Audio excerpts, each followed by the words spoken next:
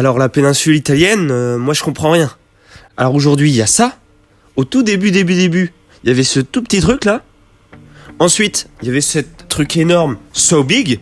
Et entre les deux, il y a un sorte de puzzle.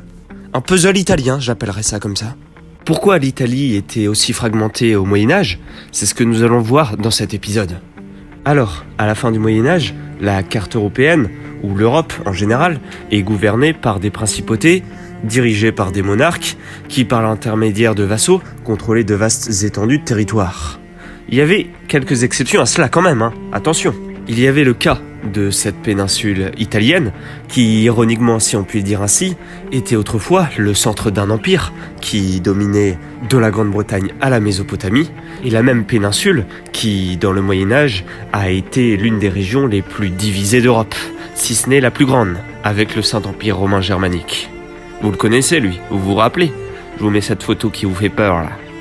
L'Italie, dans le sens de la péninsule, a été unifiée pour la première fois lorsqu'une jeune république romaine a fini de conquérir la péninsule dans les 200 avant Jésus-Christ. Et pendant les 700 années suivantes, elle restera unie en tant que cœur d'un puissant empire. Même après la chute de la moitié occidentale de l'Empire romain en 476, les régimes d'Odoacre et des Ostrogoths vont s'établir comme seuls maîtres de la péninsule. Cependant, cela va changer avec l'invasion des Lombards en 568, un processus de plusieurs siècles qui a vu l'Italie scindée en deux sphères de pouvoir, l'une gouvernée par les ducs lombards et l'autre par les fonctionnaires byzantins en collaboration avec le pape à Rome. Cette division s'est renforcée avec la conquête du royaume lombard par Charlemagne en 776, divisant ainsi petit à petit le nord et le sud de l'Italie. À la fin du IXe siècle, le nord et le centre de l'Italie étaient bien consolidés par le règne des rois carolingiens qui exerçaient également une grande influence sur un état pontifical, à savoir Rome. Pendant ce temps, le sud de l'Italie était défini géopolitiquement par une lutte de pouvoir constamment entre l'Empire romain, les Lombards et divers états musulmans qui perdurèrent jusqu'au XIe siècle, jusqu'à ce que les Normands unifient le sud de l'Italie sous leur suzeraineté. Tout ceci se passait un petit peu dans le meilleur des mondes, jusqu'à ce que, tadadam, un événement perturbateur va exploser toute l'Italie. Qu'est-ce qui pourrait bouleverser tant l'Italie que cela à ce moment-là ? Eh bien, l'empereur Charles le Gros, en 888, décède, et à ce moment-là, l'Italie du Nord et du Centre s'effondre dans une période de guerre civile. Les vainqueurs de cette lutte féroce et acharnée furent la dynastie saxonne, les Ottoniens qui furent couronnés rois d'Italie en 962, mettant ainsi le cœur des Latins sous la domination germanique, que je vous représente par cette carte. N'ayez pas peur, c'est normal, c'est une carte normale. C'est à ce moment-là qu'émergera les origines des cités-États italiennes, le type de gouvernement qui dominera la région romaine. Malgré une forte urbanisation héritée de l'Empire romain, la population globale de ces villes avait souffert au début du Moyen-Âge. Les villes elles-mêmes ont pour la plupart survécu en raison d'administrer les régions de l'Empire, ainsi que le commerce. Ces villes ont quand même survécu. Les empereurs ottoniens étaient quand même absents de la péninsule italienne, mais utilisaient les évêques d'Italie, basés dans les villes pour administrer la région à leur place. Les évêques étaient présents pour la stabilité de la région, ainsi que pour récupérer des impôts. Dites-vous bien que le commerce et les droits fonciers ont été délégués par les empereurs ottoniens aux évêques urbains d'Italie. Dès ce moment-là, et au niveau bien évidemment religieux, ces villes depuis lesquelles ces évêques gouvernaient ont gagné en importance, que ce soit politique ou économique. On peut les remercier. Tout comme le reste de l'Europe, l'Italie avait une caste de nobles féodaux. Cette caste était souvent marginalisée et devait déménager vers les villes pour maintenir leur importance. C'était important pour eux, ça. Dites-vous que bien que les propriétaires terriens, les nobles, étaient sous la gouverne des Ottoniens, la péninsule n'a jamais particulièrement été contrôlée par les Ottoniens, car l'empereur ne pouvait gouverner directement la région que lorsqu'il était présent, en physique, chose qui n'était pas toujours évidente à faire à l'époque. Par la suite, leurs successeurs ont eu les mêmes problématiques, à savoir les Saliens, qui non seulement avaient peu de contrôle direct sur l'Italie, mais tout ceci finira par une querelle directe avec la papauté, et une querelle de 50 ans, c'est pour dire. C'est suite à ce conflit d'ailleurs, et durant le règne des Saliens, que se produisit l'effondrement des vestiges de l'administration impériale en Italie. Dites-vous bien qu'au début du XIIe siècle, les palais impériaux et l'administration italienne étaient totalement en ruine. C'était le chaos total, dans un endroit qui avait connu l'Empire romain, ainsi que 700 ans de stabilité. Dès lors et au cours du XIe siècle, l'administration va être transférée, ainsi que le pouvoir. Ce pouvoir va être acquis par les évêques, et ce pouvoir va être petit à petit transféré aux citoyens. Ce transfert va être facilité par la controverse des investitures. Alors pour tout vous dire, il y a que des conflits sur cette zone à ce moment-là. Il y a des conflits entre le Saint-Empire romain germanique et le pape. Il y a des conflits entre le pape et les évêques du nord et du centre de l'Italie et leurs puissants vassaux. Donc il y a un conflit quasiment général. En plus, pour rien arranger, vous allez croire que ça part en quinconce. Mais en plus, le Saint-Empereur romain germanique s'allie aux évêques du Nord et du Centre, ce qui va amener à quelques excommunications et des destitutions de beaucoup d'entre eux. Et c'est là que c'est crucial. C'est là que vous devez bien ouvrir vos oreilles. Et cette diminution du pouvoir de l'Église va permettre l'émergence de nouveaux groupes sociaux, par exemple. Ces groupes sociaux vont s'unir en ville.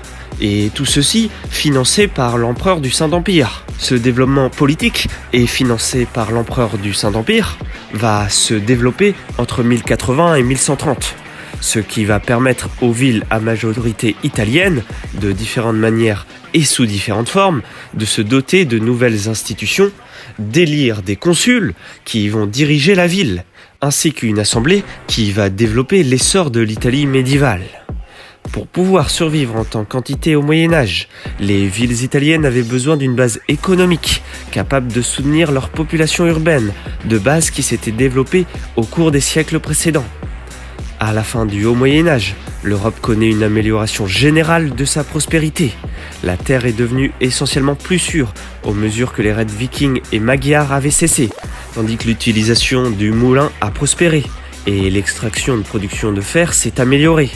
Ce qui a augmenté l'introduction de meilleurs outils, comme la charrue lourde ou la herse, tandis que l'utilisation croissante de systèmes de rotation triennale des cultures et des champs produisait des récoltes bien supérieures aux années précédentes.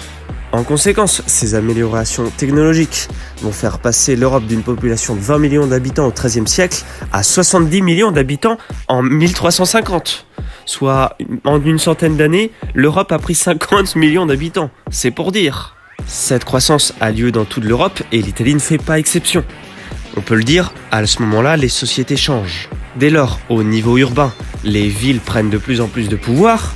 À côté, l'effondrement du pouvoir impérial provoque un sentiment de délaissement des grandes villes qui, petit à petit, vont décider de s'autogérer toutes seules.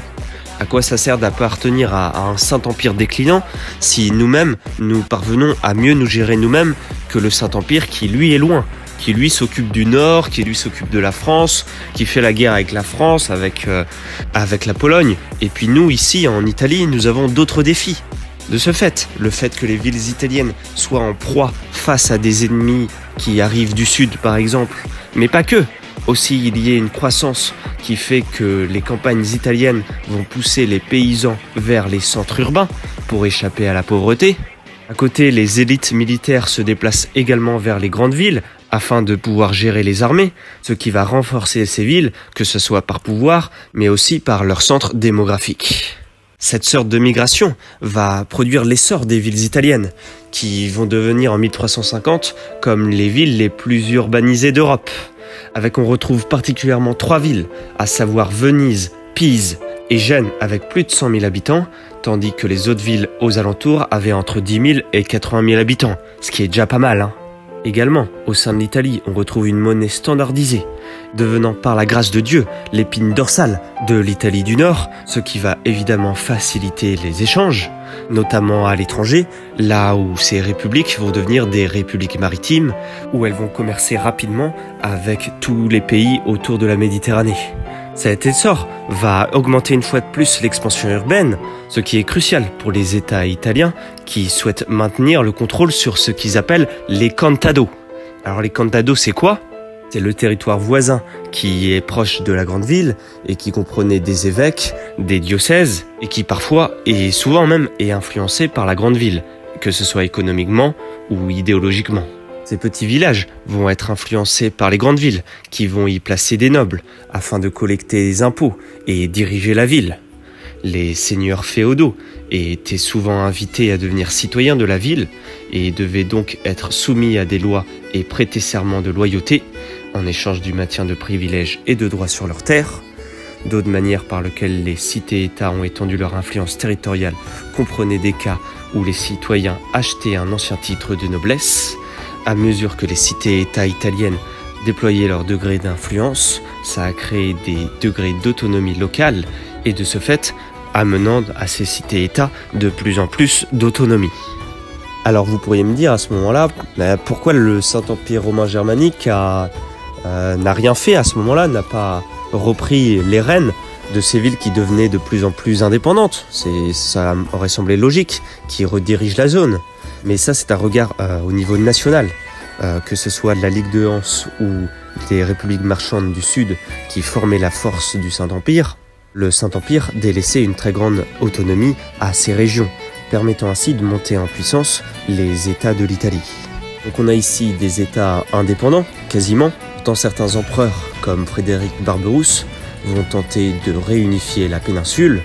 Il va tenter de le faire sur de nombreuses décennies et il va faire la guerre contre les villes de la Ligue lombarde pour leur tirer de nombreux droits ainsi que de privilèges qui, aux yeux de l'empereur, avaient été appropriés à tort par les villes sans l'approbation impériale.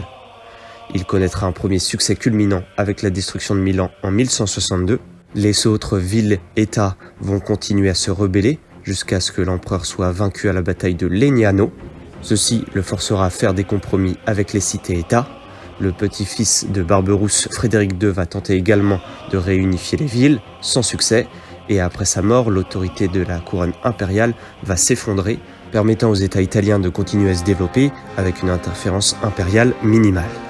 C'est ainsi que vers le milieu du XIVe siècle, certains des centres urbains italiens vont commencer à se développer aux dépens de leurs voisins, aux dépens du Saint-Empire romain germanique, amenant la fragmentation que vous connaissez de l'époque italienne du Moyen-Âge. Pensez à liker, à partager, à commenter la vidéo, et je vous dis à bientôt pour une nouvelle vidéo. Salut!